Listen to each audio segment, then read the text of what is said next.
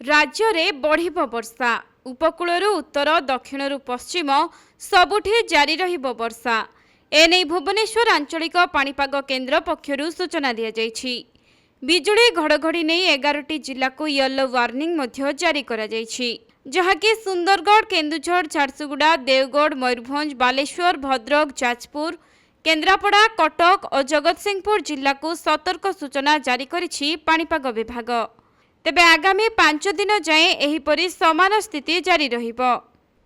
सेपटे मौसुमी सीजन रे 6टी जिल्ला रे स्वाभाविक वर्षा होइथिबा बेले 24टी जिल्ला रे किंतु रेकर्ड होइछि नियंटिया वर्षा। जून मासरे 41% कम वर्षा होइछि।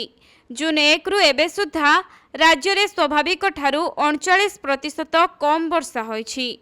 5टी जिल्ला रे स्थिति अति उत्कट एवं 17टी जिल्ला रे 20 रु 59% नियंटिया वर्षा होइछि।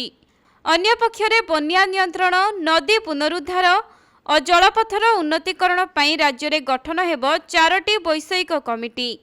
जल संपद विभाग अधिकारींक सह चलित मौसुमी ऋतु रे संभाव्य बन्या परिचालना प्रस्तुतिर समीक्षा सहित 4टी वैषयिक कमिटी गठन पई निर्देश दैछन्ति मुख्यमंत्री।